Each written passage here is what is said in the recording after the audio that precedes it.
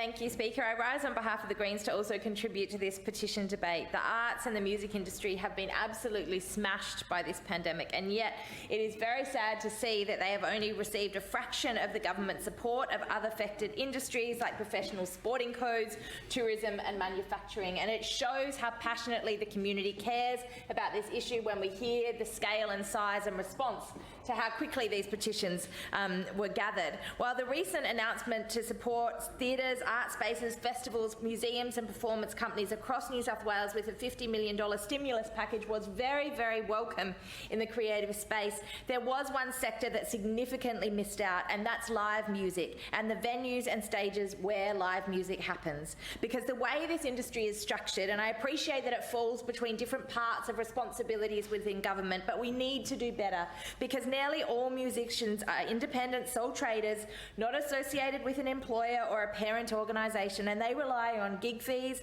music sales to make a living, and those gig fees are paid by clubs, bars, venues, with virtually no government support whatsoever.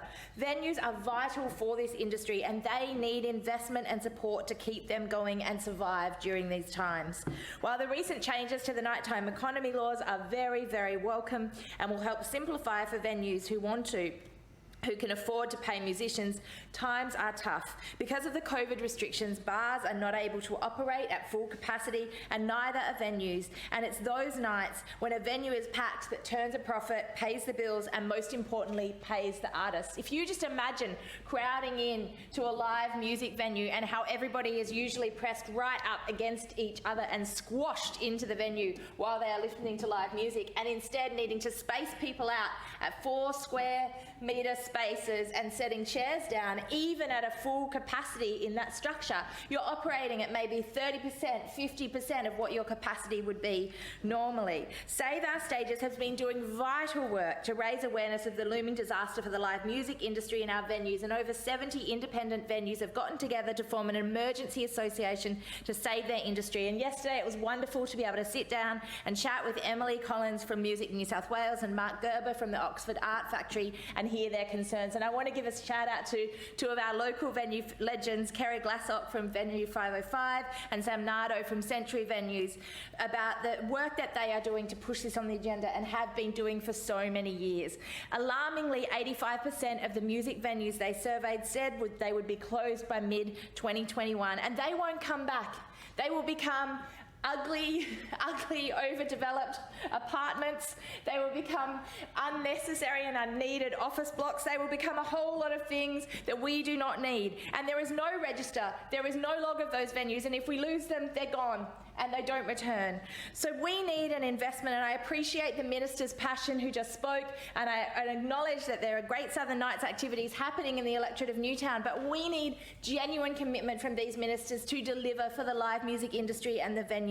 We need a stimulus package for the live music industry. We need a plan that will ensure those venues' ongoing survival, and we need to support the artists and musos and communities who depend on live music for their existence and safeguard the future of the live music industry. This petition has currently got 27,734 people. It took about 24 hours. Is that correct? Yes. About 24 hours for us to gather that many. And we know that the New South Wales government, we need them to sit down and work with Music New South Wales and Save Our Stages and these venues to be able to deliver.